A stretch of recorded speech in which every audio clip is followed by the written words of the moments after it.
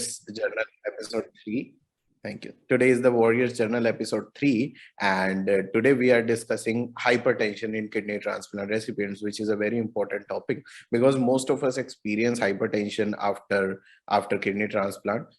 और सॉरी अगर मैंने अब तक इंग्लिश में बोला, अब हम थोड़ा मिक्स रखेंगे. सो हम सबको हाइपरटेंशन का कहीं ना कहीं प्रॉब्लम होता है, एंड उसी को डिस्कस करने के लिए कि उससे कोप अप कैसे करें, कैसे उसके अंदर हम चीजों को बेटर कर सकते हैं, अपनी डाइट का कैसे ध्यान रखें और अपनी लाइफस्टाइल ऐसे कैसे रखें कि हमें हाइपरटेंशन कभी भी तंग ना करे. उसके लिए we have with us a very special guest.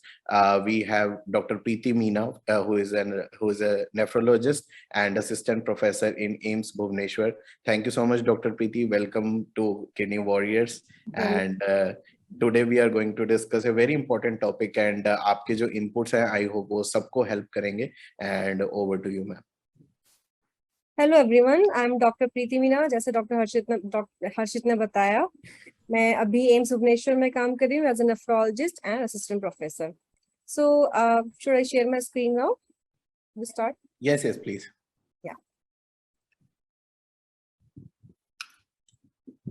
हम लोग अभी एक प्रेजेंटेशन शेयर करेंगे. डॉक्टर प्रीति अपनी प्रेजेंटेशन देंगे. मीनवाइल आप लोग अपने क्वेश्चंस ड्रॉप करते रहिए कमेंट्स में. मैं कोशिश करूंगा कि मैं जितने क्वेश्चंस पूछे जा सके ज्यादा से ज्यादा पूछेंगे इस प्रेजेंटेशन के बाद. Can you see my screen अभी? Yes, perfect.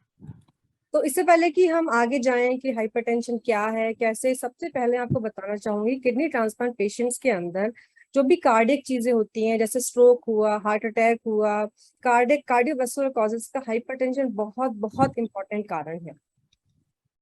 अब देखते हैं क्या ये हाइपरटेंशन जो किडनी ट्रांसप्लांट पेशेंट के अंदर होता है. हम कब बोलते हैं पेशेंट हाइपरटेंशन? जब भी किसी किडनी ट्रांसप्लांट रिसिपिएंट का ब्लड प्रेशर या तो कंटिन्यूअसली बढ़ा हुआ रहता है या फिर नॉर्मल है लेकिन दवाइयों पे, तभी भी हम बोलते हैं कि पेशेंट को हाइपरटेंशन है after kidney transplantation. Almost right. So अब ये जानते हैं क्या क्या हो सकता है, कैसे कैसे हाइपरटेंशन होता है हमारे किडनी ट्रांसप्लांट पेशेंट के अंदर. जैसे ये हो सकता है कि किडनी ट्रांसप्लांट होने से पहले पेशेंट को हाइपरटेंशन था, तो वो पेशेंट ट्रांसप्लांट के बाद भी हाइपरटेंशन कंटिन्यू रख सकता है, या फिर कभी कभी कुछ पेशेंट्स में हाइपरटेंशन ठीक हो जाता है और वो पेशेंट नॉर्मोटेंसिव हो जाते हैं. या फिर ये भी हो सकता है कि कुछ पेशेंट पहले किडनी ट्रांसप्लांट से पहले उनका ब्लड प्रेशर बिल्कुल नॉर्मल था, लेकिन ट्रांसप्लांट के बाद उनका ब्लड प्रेशर बढ़ने लगा, उसको हम बोलते हैं पोस्ट ट्रांसप्लांट हाइपरटेंशन. या फिर उनका ब्लड प्रेशर जैसे पहले नॉर्मल था, अभी भी वो नॉर्मल रह सकता है. तो अब देखते हैं कि क्या कब बोलते हैं, कितना ब्लड प्रेशर होता है तब हम बोलते हैं कि हाइपरटेंशन है या नहीं है. बहुत सारी स्टडीज हुई है, बहुत सारी रिसर्च. नॉर्मल था, अभी भी वो नॉर्मल रह सकता है कुछ पेशेंट्स के अंदर. यस. तो फिर ये हो सकता है कि जब भी मोस्ट ऑफ द स्टडीज में यही देखा गया है कि जब भी blood pressure, systolic blood pressure 140 से ऊपर और डायस्टोलिक ब्लड प्रेशर मोस्टली 90 से ऊपर है, तब हम बोलते हैं कि इन पेशेंट्स को हाइपरटेंशन है. और ये हाइपरटेंशन इतना कॉमन है, बहुत सारी स्टडीज में अप टू 90% पेशेंट, मतलब 90% पेशेंट किडनी ट्रांसप्लांट के उन पेशेंट्स में हाइपरटेंशन मिल सकता है. इतना कॉमन है. अब जानते हैं इसके कारण क्या क्या है, ये क्यों होता है. तो कारण जानने के लिए हम इनको डिवाइड कर सकते हैं जस्ट आफ्टर ट्रांसप्लांटेशन, कुछ दिनों के बाद ट्रांसप्लांटेशन के, या फिर थोड़े दिन और दिनों के बाद ट्रांसप्लांट के. तो जैसे ही ट्रांसप्लांट पेशेंट को ट्रांसप्लांट का सर्जरी हुआ, उससे कुछ दिन बाद ब्लड प्रेशर बढ़ा, उसके कारण होते हैं जैसे कभी कभी बहुत सिवियर पेन है, या फिर हम उस टाइम पे बहुत हाई डोज में इम्यूनोसप्रेसिव मेडिसिन देते हैं, जैसे स्टेरॉइड हाई डोज में देते हैं, उसके कारण भी उस टाइम पे हाइपरटेंशन हो सकता है. उसे कुछ दिनों के बाद ज्यादातर पेशेंट्स को कुछ ट्रांसप्लांट की दवाइयों के कारण, जैसे हम टैक्रोलिमस खा रहे होते हैं, कोई भी ब्रांड का खा रहे होते हैं, CNIs जिनको बोलते हैं, उनके कारण हो सकता है. या फिर रीनल आर्टरी, जो हम आर्टरी को जोड़ते हैं किडनी डोनर से अपने रिसिपिएंट की, उस आर्टरी में कभी प्रॉब्लम आ जाए, उसके कारण भी हो सकता है. या फिर कुछ इश्यूज होते हैं जो डोनर से रिलेटेड होते हैं, उनके कारण भी पेशेंट में हाइपरटेंशन हो सकता है. उसके बाद काफी दिनों के बाद में, या फिर ग्राफ धीरे धीरे खराब होने लगे, पेशेंट को मोटापा वगैरह आने लगे, या यहाँ पे भी किडनी ट्रांसप्लांट की दवाइयों का बहुत इंपॉर्टेंट रोल है, उनसे भी हाइपरटेंशन उस टाइम पे हो सकता है. ये वाले डायग्राम में आप देखेंगे कि सारी की चीजें बताई हुई है क्यों इन पेशेंट्स में हाइपरटेंशन होता है. जैसे डोनर फैक्टर, अगर डोनर को भी हाइपरटेंशन था या डोनर के ब्लड वेसल्स में कुछ प्रॉब्लम था, डोनर का एज बहुत ज्यादा था, तब रिसिपिएंट में भी हाइपरटेंशन हो सकता है. फिर से अगर रीनल आर्टरी में कुछ प्रॉब्लम था जो हमने जोड़ी है डोनर रिसिपिएंट की, उसमें कुछ इश्यू हो जाए, या फिर ग्राफ्ट में कुछ प्रॉब्लम होने लगे, रिजेक्शन हो रहा है, दोबारा बीमारी वापस आने लगी है, खराब होने लगे ग्राफ्ट फिर से, तब भी हो सकता है। उसके बाद कुछ कुछ प्रॉब्लम्स की सर्जरी में कुछ कुछ प्रॉब्लम के कारण, और दवाई यहाँ पे सबसे इंपॉर्टेंट है ही, जैसे मैंने आपको पहले बताया, टैक्रोलिमस जो CNI है वो, या फिर ग्लूकोस्टेरॉइड्स जो हम आपको देते हैं प्रेडनिसोलोन वगैरह के रूप में, उनके कारण ट्रांसप्लांट पेशेंट्स को ब्लड प्रेशर हो सकता है। अब आगे हम समझते हैं कि क्या क्या चेंजेस हम, अगर किसी को हो गया ब्लड प्रेशर, तो क्या क्या चेंजेस हम अपने लाइफस्टाइल में कर सकते हैं कि ब्लड प्रेशर थोड़ा कंट्रोल रहे। उसके लिए सबसे इंपॉर्टेंट चीज है फिजिकल एक्सरसाइज। फिजिकल एक्टिविटी आपसे ये नहीं कह रहे हैं कि रोज जिम जाइए या बहुत ज्यादा हैवी एक्सर्शन करिए, नहीं, तो 7 हफ्ते में 5 दिन के लिए भी अगर थोड़ी थोड़ी देख लिया आप एक्सरसाइज करेंगे, मोस्टली एरोबिक एक्सरसाइजेज या रेसिस्टेंट एक्सरसाइज करेंगे, तो भी आप हाइपरटेंशन से में ब्लड प्रेशर को कम रख सकते हैं। उसके बाद आपका डाइट बहुत इंपॉर्टेंट है। खाने में थोड़ा सा नमक कम करेंगे, अगर स्मोकिंग कर रहे हैं तो स्मोकिंग बंद करेंगे, अल्कोहल बंद करेंगे, फिजिकली एक्टिव रहेंगे, अपने वजन को कंट्रोल रखेंगे, तो भी आप अपने ब्लड प्रेशर को कम कर सकते हैं एंड कंट्रोल कर सकते हैं। फिर क्यों हम ये सब पढ़ रहे हैं, क्यों हम ये सब जान रहे हैं कि क्या क्या करता है ब्लड प्रेशर, वो भी बहुत जरूरी है। सबसे इंपॉर्टेंट चीज तो जो देखा गया है स्टडीज में, रिसर्च में, वो देखा गया है कि जिन भी पेशेंट का ब्लड प्रेशर कंट्रोल नहीं रह सकता है, उनमें चांसेस ऑफ मोर्टेलिटी, जिनका ब्लड प्रेशर कंट्रोल है, उनमें ज्यादा होता है। इन पेशेंट के अंदर बहुत सारे कॉम्प्लिकेशंस और देखे गए हैं, जैसे ब्रेन का स्ट्रोक होना, आंखें खराब होना, हार्ट अटैक बहुत कॉमनली इन पेशेंट के अंदर पाए गए हैं, हार्ट फेलियर, और ग्राफ फंक्शन खराब होने के चांसेस भी अनकंट्रोल्ड हाइपरटेंशन में ज्यादा होते हैं।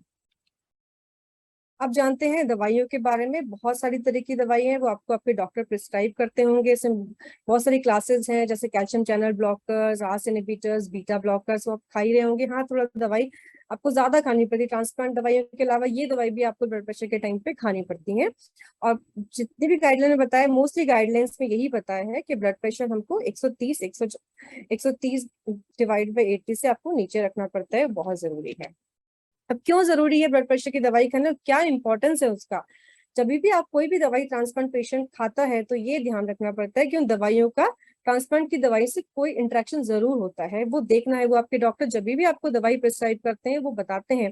जैसे अगर हम कोई दवाई देते हैं ब्लड प्रेशर कंट्रोल के लिए, उससे आप टैक्रोलिमस खा रहे हैं, दूसरी दवाइयों का लेवल बढ़ने या कम होने के चांसेस होते हैं, उनका ध्यान रखिए। डॉक्टर आपको दवाई देते हैं, बार बार लेवल चेक करना है, वो आपको बताएंगे। मैं डिटेल में नहीं जाऊंगी, क्योंकि आपके फिजिशियन जो भी आपके ट्रांसप्लांट डॉक्टर्स आपको देख रहे हैं, वो आपका ट्रीटमेंट में दवाई आपको ये सब देख के ही देते हैं। ये मेरा छोटा सा प्रेजेंटेशन था। इसके बाद हम क्वेश्चन आंसर ले सकते हैं। जो भी आप क्वेश्चन पूछना चाहें, you are free to ask. Thank you so much doctor Preeti, and ये इन्फॉर्मेशन काफी वैल्यूएबल थी। आई थिंक हम सबको कुछ क्वेश्चंस रहते हैं कि क्यों होता है, कैसे होता है, तो उस केस में एक ये फंडामेंटल नॉलेज होनी आई थिंक सबको बहुत जरूरी है। कुछ क्वेश्चंस हैं जो लोग पूछ भी रहे हैं, हमारे पास ऑलरेडी भी हैं। सबसे पहले लोग कहते हैं कि क्या एक बीपी, आप मीनवाइल ये स्क्रीन भी बंद कर सकते हैं, स्क्रीन शेयरिंग, राइट? सो एक ये कहा जाता है कि बीपी जो होता है ट्रांसप्लांट के बाद, क्या वो नॉर्मल हो सकता है या वो हमेशा ही बढ़ता है ड्यू टू सम रीजन और द अदर? जरूरी नहीं, जैसे मैंने आपको स्लाइड में दिखा है, कुछ पेशेंट्स का ब्लड प्रेशर ठीक भी हो जाता है, लेकिन बहुत कम प्रतिशत पेशेंट ऐसे होते हैं जिनका अगर पहले नॉर्मल था तो अभी भी नॉर्मल है, या फिर वो नॉर्मल टेंस भी रह सकते हैं। मोस्टली जैसे बताया, बहुत कॉमनली है, 90%, अब तो 90% पेशेंट के अंदर ब्लड प्रेशर बढ़ा हुआ ही रहता है, पर कुछ राइट, 15% पेशेंट ऐसे होते हैं जिनमें नॉर्मल ब्लड प्रेशर भी रहता है। Right, okay. तो जैसे आपने कुछ बताया कि कुछ रीजंस भी होते हैं जिनके कारण ब्लड प्रेशर बढ़ता है, एंड मेजरली हमारी दवाइयां हैं उनमें से रीजन।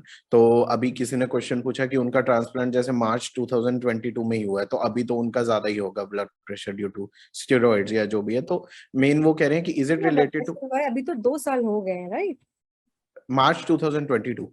22, ओके। राइट, है ना? तो वो कह रहे हैं कि is it related to steroids, कि अगर मेरी मेडिसिन जब कम होगी तब क्या ब्लड प्रेशर भी रिड्यूस होने के चांसेस है? स्टेरॉइड हम धीरे धीरे 1 महीना 2 महीना बीतने के बाद, अगर रिजेक्शन नहीं हुआ है और कुछ नहीं होता, उनका डोज धीरे धीरे धीरे करके कम कर देते हैं। इसलिए फिर राइट, चांसेस कम होते हैं कि स्टेरॉइड्स इनिशियल पीरियड में यस हो सकते हैं, जब हम हाई डोज ऑफ स्टेरॉइड दे रहे होते हैं। राइट, ओके, ठीक है। एक काफी स्पेसिफिक क्वेश्चन है, वो पूछ रहे हैं कि IgAN as secreted disease, IgAN, right? Yes. So वो कह रहे हैं कि उनके हस्बैंड को है डिजीज, और उनकी बीपी अब तक नॉर्मल नहीं आया, इवन आफ्टर हैवी मेडिकेशंस वो नॉर्मल जो रहता है वो 130 128 इस तरीके से रहता है, 130 120 बीपी इज ओके। राइट? उससे ज्यादा कम करने का जरूरत नहीं है। उसके लिए आई एम श्योर उनको डॉक्टर ने दवाई दी भी होंगी, और दवाई का डोज थोड़ा बढ़ाना कम करना, और भी कारण जैसे नमक ज्यादा खाना, ये सब का मोटापा होना, वो सब कारण भी होते हैं। अनकंट्रोल ब्लड प्रेशर के बहुत सारे कारण होते हैं। तो राइट। हमें बीपी चेक करते रहे, अपने डॉक्टर को दिखाते रहिए, वो आपका डोज एडजस्ट कर देंगे दवाई के लिए। Okay, great. एक क्वेश्चन फेसबुक पे आ रहा है। My daughter is 7 years old. She was diagnosed with DMS. She's 5 months post transplant. Her BP is very high. She is on 4 antihypertensive medicine 8 times a day. With further checking, doctor found renal artery stenosis, जो आपने अभी बताया, right? We did angioplasty without stenting, but it didn't help. Still, it's between 135 to 145 and 80 to 89. Sometimes नीचे भी आ जाता है। तो now she is saying कि उन्होंने कुछ medicines बता रखे हैं। Now she is saying that the doctor suggests we do angioplasty again with stunting. So she is asking, would you advise the same? देखिए वो सब तो जो उनकी क्या आया है, आर्टरी कितना ब्लॉकेज है, कितना पहले खुला, कितना नहीं खुला, अभी रीनल फंक्शंस कैसा है, वो सब देख के ही पता कर पाएंगे। ऐसे बताना थोड़ा मुश्किल होगा कि अभी के लिए क्या कर Right. सकते हैं। तो Right. स्टेटस अभी किडनी का क्या है वो मुझे नहीं पता चल पाएगा। बिल्कुल, देखो बेसिकली क्या होता है ना, हम लोग यहाँ पे जब जो चीजें डिस्कस करते हैं तो आप सबके लिए है कि उसमें हम जो कॉमन चीजें हैं, जो सबको एक प्रॉब्लम आ रही है, उस पर डिस्कशन कर सकते हैं। तो जो स्पेसिफिक्स हैं उस पर फिर डॉक्टर भी इतना कमेंट नहीं कर देखा है उनको, जिन्होंने भी किया है वो बता सकते हैं कितना सक्सेसफुल था, अभी भी कुछ राइट। प्रॉब्लम है या नहीं है, वो उनको देखना पड़ेगा उसके लिए। Great, thank you ma'am. एक मैं अपने लिए क्वेश्चन पूछना चाहूंगा इसमें। जैसे अब मैंने आपको बताया मेरा 2013 में ट्रांसप्लांट हुआ, उसके बाद कुछ टाइम तक मुझे चली बीपी की मेडिसिन, और उसके बाद मैंने थोड़ा सा लाइफस्टाइल चेंजेस जैसे किए, बहुत डाइट में प्लस है ना एक्सरसाइज मैंने थोड़ी बहुत करनी स्टार्ट करी, तो उसके बाद बीपी मेरा नॉर्मल आ गया था। तो अब क्या है, अब I am not on any medication, BP medication. लेकिन मेरी मम्मी अगर इसको सुन रही है तो उनको पता है, वो मुझे डांटते रहते हैं कि तुझे बीपी रोज चेक करना है, राइट? तो कितनी फ्रीक्वेंसी के बाद चेक करना चाहिए, चाहे आप मेडिसिन पे नहीं चेक भी? करें, जैसे हफ्ते में आपने एक बार आपका कंट्रोल है तो रोज चेक करने का जरूरत नहीं है। जैसे अपने शुरू में हफ्ते में 2 बार किया, 3 बार किया, आपका ठीक आया, उसके बाद आप वीक में एक बार भी कर सकते हैं। उसके बाद अब बाद में देख महीने में एक बार कर लीजिए। अगर आपका कंट्रोल रहता है, लेकिन आपको महीने में तो चेक करना ही पड़ेगा, कभी बढ़े ना तो आपको दवाई स्टार्ट करना पड़ेगा। अगर ठीक है तो आप मंथली एक बार कर लीजिए इनिशियल में, अगर ये कंट्रोल है तो। ओके, तो मतलब एक बार कंट्रोल होके दोबारा भी कभी भी स्टार्ट हो सकता है, ट्रैकिंग जरूरी है। ऐसा जरूरी नहीं कि आगे नहीं होगा, अच्छी बात है कि अभी नहीं है, पर we can not hmm. Guarantee कि बिल्कुल आगे होगा ही नहीं आपको ब्लड प्रेशर। ठीक है, राइट, राइट। तो एक क्वेश्चन जो आ रहा है वो कह रहे हैं कि my BP was very low for about 1 month after transplant, then it became normal. After 3 months it started increasing again and found it very difficult to control with medication. So वो कह रहे हैं 2-3 बार मेडिकेशन भी change कर लिया। High और लो। पहले it was very low for about 1 month, right. उसके बाद फिर इट बिकेम नॉर्मल, और उसके बाद अब ये इंक्रीज होने और लग धीरे गया। धीरे जो भी, जैसे मैंने बताया कि जो हम दवाई खाते हैं उसका असर आने पे जो लेट वाले कारण होते हैं ट्रांसप्लांट मेडिसिन में बीपी बढ़ने का, उन कोई भी कारण के कारण का ब्लड प्रेशर बढ़ा हुआ हो सकता है। तो वो कारण आपका, जैसे अभी क्रिएटिनिन कितना है, वॉल्यूम स्टेटस कितना है, वो सब देख के ही आपका बता पाएंगे कि ब्लड प्रेशर की दवाई आपको कितना रखना है अभी के लिए। Control right. रखने की दवाई तो भी लेना ही पड़ेगा उनको। ओके, तो मैम जैसे आपने बताया कि लाइफस्टाइल चेंजेस कुछ होते हैं, तो इन टर्म्स ऑफ डाइट या इन टर्म्स ऑफ एक्सरसाइज क्या ऐसी बेस्ट इम्पोर्टेंट प्रैक्टिसेस? चीज तो है कि नमक कम रखना है खाने में, जितना भी राइट। एक्स्ट्रा नमक, जो भी आप डेली खाने में नमक ले रहे हैं उतना तो खाएंगे, लेकिन एक्स्ट्रा नमक, जैसे हम लोग ज्यादा अचार में बहुत ज्यादा खा लेते हैं, कभी कभी सैलेड में ऊपर बहुत ज्यादा डाल के खा लेते हैं, चिप्स वगैरह जो हम प्रोसेस्ड फूड खाते हैं उनमें बहुत सॉल्ट होता है, तो वो सब चीजें हम नहीं खाएंगे, सॉल्ट कंटेंट कम रखेंगे बॉडी का। ओके। ठीक। और क्रिएटिनिन अगर किसी का बढ़ा हुआ है, ग्राफ फेल धीरे धीरे होने लगा है, दोबारा जा रहा है, तो उसमें वॉल्यूम कंट्रोल रखना जरूरी है, ज्यादा पानी पीने से। अगर पैरों में सूजन वगैरह आने लगी, उस स्टेज में भी ब्लड प्रेशर बढ़ा हुआ रहता है, तो उस स्टेज का भी ध्यान रखेंगे। यस, एक्सरसाइज का बहुत इंपॉर्टेंट पार्ट है, वजन का बहुत इंपॉर्टेंट रोल है। अगर किसी को मोटापा है, ओबेसिटी ज्यादा हो रही है, तो वजन कंट्रोल करने का जरूरत है, उससे भी ब्लड प्रेशर कंट्रोल हो सकता है। राइट। ठीक है, ठीक है। एक इम्पोर्टेंट जो मुझे आपकी बात से समझ आ रहा है ना, यूजुअली हम लोग कहते हैं कि बीपी बढ़ रहा है तो बीपी की मेडिसिन ले लो, लेकिन मेरे हिसाब से बीपी अगर चल में बढ़ रहा है सभी तो उसका, लोग, पेशेंट भी, हाँ, डॉक्टर्स भी आपको हमेशा एडवाइस करेगा कि लाइफस्टाइल, अगर आप दवाई ले भी रहे हैं तो भी लाइफस्टाइल मॉडिफिकेशन करना ही है। Exactly, exactly. और वो प्रिलिमिनरी है, प्लस मुझे ये लगता है कि अगर बीपी बढ़ रहा है तो आप हमेशा अपने डॉक्टर से पहले पूछिए कि अंडरलाइंग कोज क्या हो सकता है। जैसे मैम ने बताया कि 3-4 डिफरेंट कोजेज होते हैं, तो बहुत, अगर नॉर्मली बढ़ रहा है तो आप दवाई से ठीक होगा, नहीं तो वो और जड़ तक जाएंगे। तो भी आप कारण जब ठीक करेंगे तो वो थोड़ा ठीक होने लगेगा। राइट। एक मैम हमेशा बोला जाता है कि बीपी नॉर्मल रेंज होती क्या है, जैसे किसी ने क्वेश्चन भी पूछा हुआ है कि पहले उनकी नॉर्मल रेंज 120-80 थी, अब डॉक्टर सेज कि 140-90 उनके लिए नॉर्मल रेंज है। हाँ, जैसे कभी कभी जैसे एज अगर किसी पेशेंट का ज्यादा हो जाता है, जैसे आफ्टर 60 हो गया, एज ज्यादा हो गया, थोड़ा क्रिएटिनिन ज्यादा है और ज्यादा कोमॉर्बिडिटीज है, डायबिटीज है और ये, तो डॉक्टर उनकी उनको अगर बहुत कम उनका ब्लड प्रेशर करने तो उनको सिम्टम्स, कमजोरी आना, ये सब प्रॉब्लम होने लगता है। तो इन पेशेंट में देखा गया है कि अगर आप 130 to 140 भी बीपी रखेंगे तो दे डू वेल। ओके, ऐसे ठीक है। जरूरी नहीं है कि उनका एकदम एकदम 120 पे लेके आए, इसलिए टारगेट भी थोड़ा सा हायर साइड पे है। टारगेट भी हमारा 130/80 ही है ब्लड प्रेशर कंट्रोल रखने का। इट इज नॉट कि आप एकदम 120 से नीचे लेके आइए, वो जरूरी नहीं है। ओके, तो हर एक के लिए डिफरेंट केस है। और जैसा जिनको, जैसे किसी ने बोला है कि उनका ट्रांसप्लांट हुआ था सितंबर 2020 में, अब उनका बीपी काफी फ्लक्चुएट करता है। वो बोल रहे हैं कि कभी तो 150 199 तक भी चला जाता है, कभी कभी 60 तक भी रहता है। वो आपका थोड़ा दवाइयों का एडजस्ट करने पे, दवाइयों का टाइमिंग थोड़ा एडजस्ट करने से भी वो ठीक हो जाएगा। कभी कभी ओके, होता है सुबह दवाई लिया तो शाम को आके दवाई का असर खत्म होने लगता है, तो ब्लड प्रेशर अचानक से फिर से बढ़ने लगता है। उसके लिए डॉक्टर आपको बताएंगे कि कब का आपको ब्लड प्रेशर मेजर करना है और फिर आपका ब्लड प्रेशर का मेडिसिन उसी हिसाब से एडजस्ट थोड़ा कर देंगे। ठीक है। एक नीति तनवर है, उन्होंने बेबी कंसीव करने से रिलेटेड एक क्वेश्चन पूछा है। ऑल्दो हम लोग आज बीपी डिस्कस कर रहे हैं, बट बीच में क्वेश्चन आया तो मैंने कहा पूछ लेते हैं। वो कह रहे 4 साल हो गए हैं उनके ट्रांसप्लांट को, तो क्या वो बेबी कंसीव कर सकते हैं? हाँ, ये थोड़ा अलग इशू है वैसे, लेकिन बेबी कंसीव करने के लिए हमको बहुत सारी चीजें देखनी पड़ती है। सबसे पहले तो क्रिएटिनिन, यूरिन में प्रोटीन लीकेज तो नहीं हो रहा है। ये अगेन ब्लड प्रेशर बहुत इंपॉर्टेंट चीज है, ब्लड प्रेशर कंट्रोल है। रिसेंटली कोई भी रिजेक्शन का एपिसोड और कोई ऐसी प्रॉब्लम ट्रांसप्लांट के अंदर तो नहीं हुई, वो सब वैसे 4 साल हो गए तो बेबी कंसीव करने में कोई प्रॉब्लम नहीं है। लेकिन जो ट्रांसप्लांट की दवाई चल रही है, जैसे उनको अगर एमएमएफ वगैरह चल रहा है तो वो हमको कुछ दिनों पहले बंद करना पड़ता है। ओके। ठीक, तो वो सब आपको डॉक्टर से जाके पूछना पड़ेगा कि वो कब दवाई बंद करके हम दूसरी चेंज कर देते हैं, जिससे बच्चे पे उतना इफेक्ट नहीं आता है। हम्म। बाकी ओके, इसीलिए आपको 2 साल के बाद अब बच्चे बच्चे में कोई इशू नहीं है करने में, पर ये सब चीजें हमको देखना पड़ेगा, ब्लड प्रेशर, क्रिएटिनिन और कोई दवाई कौन सा चल रहा है, और भी कभी कभी प्रोफाइलैक्सिस चल रहा होता है उनको, यूटीआई के लिए कोई प्रॉब्लम तो नहीं है ज्यादा। वो सब चीजें देख के ही उनको बता पाएंगे। अभी डायबिटीज का स्टेटस क्या है, बहुत सारे पेशेंट को डायबिटीज भी हो जाता है, वो सब देख के आपको डॉक्टर बताएंगे। Timing is okay. राइट। मैंने अपने ग्रुप में, हमारे ग्रुप में बहुत सारे लोग ऐसे हैं जो पेरेंट्स बने हैं, इवन मेल्स एंड फीमेल्स दोनों, हाँ, एंड मैंने देखा है वो लोग अपने पूरे दौरान डॉक्टर के साथ कांटेक्ट में रहते हैं regularly for every step. Right, तो वो बहुत जरूरी है, अदरवाइज तो it's all okay. And plan करने से जैसे ही आप प्लान करना शुरू करें, डॉक्टर को बताइए कि I am planning A baby, तो फिर आपको उसी हिसाब से आगे एडवाइस किया जाए। Great, thank you, perfect. अच्छा, एक गुड न्यूज भी आई है हमारे पास कि अमित कुमार सिंह जी कह रहे हैं 9 years पोस्ट ट्रांसप्लांट एंड उनका बीपी एकदम नॉर्मल है। He is from Patna. तो ये एक तरीके से हम सबके लिए इंस्पिरेशन है। मैं कहता हूँ कि नॉर्मल भी रह सकता है, मतलब ऐसा नहीं है कि हमेशा बढ़ेगा। आप लाइफस्टाइल चेंजेस करिए, आप डाइट चेंजेस करिए, नॉर्मल रहता है। राइट। एक क्वेश्चन है ma'am, I am 2 years post transplant, known case of hypertension on anti hypertensives. Since 2 days my blood pressure is on higher trends, that is 150/100. I want to ask whether one has taken Lonitab 5 mg after renal transplant. Tablet आपको, बाकी tablet कौन सा चल रहा है वो सब आपको देखना पड़ेगा, उसके हिसाब से एडजस्ट करना पड़ेगा। अगर कोई जरूरी है कि नया टैब भी डाला जाए तो यहाँ पे हम वो डिस्कस नहीं कर सकते कौन सा टैब एक्स्ट्रा डाला जाए नहीं जाए।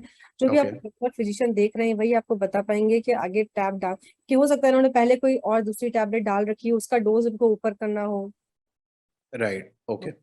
ओके, ठीक है। तो एक और मेरे पास आई थिंक टैबलेट से ही रिलेटेड क्वेश्चन है, बट आई थिंक हम टैबलेट्स के जो स्पेसिफिक क्वेश्चंस है वो मतलब अपने अपने आप स्पेसिफिक डॉक्टर से पूछिए, राइट? क्योंकि टैबलेट मैंने जितना देखा है उस हिसाब से चेंज होती है जितनी आपकी हिस्ट्री रही है, आपकी हेल्थ कैसी है, किस हिसाब से आपका बीपी चार्टिंग है, राइट, जो आप चार्ट मेंटेन करते हैं, तो उसके अकॉर्डिंग टैबलेट्स चेंज होती है। 5 years post transplant, I started my BP medication soon after transplant, and current pressure records between 130/110. ऊपर का 110 से 130 और नीचे का 60 to 90। सो ये क्वेश्चन है यहाँ पे भी आ रहा है, मेनी पीपल आर आस्किंग कि अगर उनका बीपी नॉर्मल है लेकिन वो मेडिकेशन ले रहे हैं अभी भी, तो क्या कोर्स ऑफ एक्शन होना चाहिए? ब्लड प्रेशर कंट्रोल रखने की दवाई तो लेना ही पड़ेगा, क्योंकि अगर वो दवाई बंद कर देंगे तो ब्लड प्रेशर फिर से बढ़ जाएगा, जिससे किडनी और जैसे मैंने बताया इतने सारे बॉडी के ऑर्गन्स को प्रॉब्लम होता है। तो नॉर्मल है, इसका इसका मतलब है कि दवाइयों से नॉर्मल है, इसका मतलब ये नहीं है कि ब्लड प्रेशर ठीक हो गया है। राइट। ओके। हाँ, मतलब आप लोग जैसे कंट्रोल कर रहे हैं अपना, जैसे शुगर है, ब्लड प्रेशर है, आपकी मेडिसिन से मेडिसिन के ही कारण ही नॉर्मल है, तो ठीक नहीं हुआ है। ब्लड प्रेशर डायबिटीज की बीमारी ठीक होना बहुत मुश्किल है, कंट्रोल किया जा सकता है उसको। कंट्रोल किया जा सकता है, राइट। तो अगर मैं थोड़ा सा अपने एक्सपीरियंस से बताऊं, तो मैंने जब भी कंट्रोल देखा है अपने ब्लड प्रेशर को, तो आई थिंक उसमें स्लीप सबसे एक इम्पोर्टेंट फैक्टर है। हम लोग सोते नहीं है, स्लीप, एक्सरसाइज, है ना, राइट। तो वो मैंने एक बार मेंटेन, जब भी ऐसा रहा है तो मुझे ये लगता है कि 8 आवर्स ऑफ स्लीप जब भी मेरी रही है, साथ में पानी, है ना, और एक्सरसाइज, उनसे एक काफी बड़ा इम्पैक्ट आया है ब्लड प्रेशर को कंट्रोल होने में। एंड देन डेफिनेटली जब भी मेडिसिन का, एक लोगों के माइंड में ये क्वेश्चन रहता है मैम यूजुअली कि ये मेडिसिन जो हम खा रहे हैं बीपी की, क्या इसका भी कोई साइड इफेक्ट होगा, क्योंकि ये लॉन्ग टर्म चलती है। वो भी दवाई होती है, सब मोस्टली दवाई के साइड इफेक्ट होते हैं, जैसे किसी किसी से नींद ज्यादा आना, वो सब अपने डॉक्टर को बताएंगे तो आपकी मेडिसिन चेंज किया। हमारे पास ब्लड प्रेशर की बहुत सारी दवाई है, अगर जो भी आपको साइड इफेक्ट होता है उसके हिसाब से दवाई चेंज की जा सकती है। ओके। इसलिए मैंने बताया कि इंटरेक्शंस भी होते हैं, जो भी आप दवाई खा रहे हैं उससे, जो ट्रांसप्लांट की दवाई खा रहे हैं उसके साथ इंटरेक्शंस भी होते हैं, इसलिए डॉक्टर आपका लेवल बार बार चेक करते हैं, बस स्टेबल होने के बाद फिर कम फ्रिक्वेंटली में चेंज करते हैं। बहुत सारे क्लासेस की मेडिसिन है, उनका अपना अपना साइड इफेक्ट है, वो साइड इफेक्ट आपको थोड़ा थोड़ा डॉक्टर से बताते रहेंगे, और जब जब आपको लगता है ऐसा, तो डॉक्टर अपने आप देखता है कि हाँ हो सकता है इस दवाई का साइड इफेक्ट हो, तो आइदर वो चेंज, अगर टॉलरेट नहीं कर सकते तो चेंज कर दिया जाता है, डोज वगैरह थोड़ा चेंज मॉडिफाई कर दिया जाता है उसके लिए। राइट। तो मेजरली मैम, जैसे हमें जो ट्रांसप्लांट रेसिपिएंट्स है वो हमेशा ये देखते हैं कि और डिफरेंट टाइप की जो मेडिसिन हैं, आगे पेन किलर्स हैं, उसमें हम बहुत केयरफुल रहते हैं कि स्पेसिफिकली ट्रांसप्लांट के साथ जो मैच होने वाली हैं मेडिसिन, वो हम प्रेफर करते हैं। तो क्या बीपी में भी ऐसे ही है? बीपी की स्पेसिफिक, बीपी की कुछ कुछ मेडिसिन है, उनसे ट्रांसप्लांट की दवाइयों का लेवल ऊपर नीचे होता है। पेन किलर्स तो वैसे भी आपको, पैरासिटामोल सेफ है पेन किलर के अंदर, पैरासिटामोल आप ले सकते हैं जब भी हो। बाकी एनसाइड, डिक्लोफेनाक वगैरह बहुत ज्यादा फ्रीक्वेंसी में नहीं लेंगे, अगर डॉक्टर बताए तब भी लेंगे। एक एक टैबलेट खाने का, बहुत ज्यादा पेन है एक टैबलेट खाने का इशू नहीं है, पर फ्रीक्वेंटली डेली लेना है, दिन में 2-3 बार लेना, वो सही नहीं है।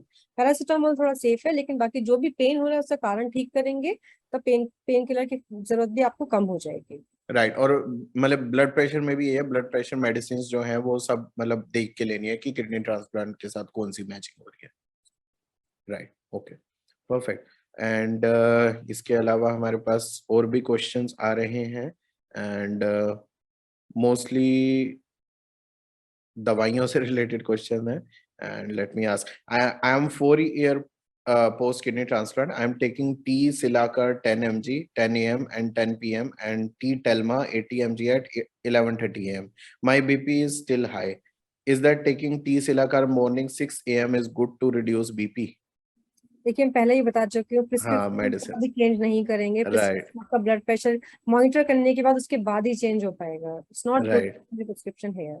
राइट। तो मैं तो यही कहूंगा कि इन सभी क्वेश्चंस को देख के एक ही ऑब्जर्वेशन आती है कि आप लोग जो जनरल चीजें हैं जिनसे आप अपनी लाइफस्टाइल ठीक कर सकते हैं, उन पे सबसे पहले फोकस करिए। उसके अलावा जो आपकी स्पेसिफिक क्वेश्चंस है वो आपके अपने डॉक्टर से कांटेक्ट में रहिए। एक जो ब्लड प्रेशर का लर्निंग, रीडिंग आप एक डायरी बना सकते हैं, उसमें ब्लड प्रेशर आप लिख के कब कब दवाई ले रहे हैं और कितने बजे कितना ब्लड प्रेशर, ऐसी डायरी बनाइए। और वो जब भी फॉलो विजिट के लिए डॉक्टर के पास जाएंगे वो दिखाएंगे। मैं हमेशा अपने डॉक्टर को, अपने पेशेंट को बोलती हूँ कि अपना चार्ट लिख के आइए ब्लड प्रेशर का, दवाई कितना बजे खा रहे हैं, उससे दवाई का टाइमिंग भी एडजस्ट हो जाएगा, डोजिंग भी एडजस्ट हो जाएगी, पता चलेगा कितने बजे कितना ब्लड प्रेशर रह रहा है। जैसे हम कभी लंबे समय तक काम करने वाली दवाई देते हैं, कभी कम समय तक काम करने वाली दवाई देते हैं, तब वो एडजस्ट कर सकते हैं। राइट। और डिफरेंट टाइम्स पे भी कई बार बीपी फ्लक्चुएट होता है, मतलब मुझे एक बार ये 24 आवर डायरी बीपी, बना के, चार्ट बना के वो राइट, डॉक्टर दिखाएंगे। राइट। एंड एक टेस्ट भी होता है, लाइक मेरा एक बार 24 आवर बीपी फोर मेजरमेंट हुआ आवर था, चेक। राइट। हाँ, सो इट्स लाइक कि हम लोग खुद अगर मेजरमेंट रखेंगे तो हम ज्यादा अच्छे से अपने डॉक्टर को इन्फॉर्म कर होम सकते ब्लड प्रेशर उसको बोलते हैं, होम बीपी भी आप मेजर कर सकते हैं। हैं, राइट। और आई थिंक घर पे बीपी मेजर करने के लिए जो हमारे पास मशीन्स होती हैं, वो कितनी रिलायबल होती हैं, क्या वो होती हैं, अच्छी होती हैं वो? हाँ, घर पे आजकल ऑटोमेटेड मशीन आ रही, कर सकते हैं, थोड़ा बहुत फर्क उनमें हो सकता है, कैलिब्रेशन आप उनका करवा सकते हैं, राइट, अदरवाइज उनमें ब्लड प्रेशर आप मेजर कर सकते हैं। राइट। उसमें मतलब उतना ही आता है नॉर्मली, मतलब थोड़ा बहुत ऊपर है थोड़ा तो बहुत ऊपर हो सकता है। ठीक है, ठीक है, sounds good ma'am. I think हमारे पास काफी सारे अच्छे इनपुट्स आ गए हैं, और अब सब लोग मेरे से दवाइयों वाले स्पेसिफिक क्वेश्चंस पूछ रहे हैं, तो मैं यही कहूंगा कि डॉक्टर प्रीति ने हमें एक वो डॉक्टर दे दिया ये है। या हाँ, उन्होंने एक मंत्र सारे दे दिया है। कंसल्टेशन विजिट करने जाते ही अपने डॉक्टर्स को, हर महीने राइट, जाते हैं, कुछ कुछ वीकली आते हैं, तो उस टाइम पे बताइए, जैसे मैं बताया डायरी बना के लेके जाइए तो आपको बताएंगे आगे। बताएंगे, राइट। तो आपने एक मंत्र दे दिया है कि अच्छा खाना, अच्छी एक्सरसाइज, अच्छी routine and regular charting. I think अगर हम सब लोग इसको फॉलो करते रहेंगे तो हम मेंटेन भी कर सकते हैं, कंट्रोल भी कर सकते हैं, एंड फाइनली अपने डॉक्टर से रेगुलर टच में रहिए मेडिसिन को लेके। एंड आई होप जैसे हम किडनी की जंग लड़ रहे हैं उसके साथ साथ बीपी की जंग भी लड़ते रहेंगे हमेशा, right. Thank you so much doctor Preeti, आज बहुत अच्छा लगा आप यहाँ पे आए। Take care everyone, stay healthy, thank you, stay thank you happy. So much, thank you so much for your time. Take bye. Care, bye.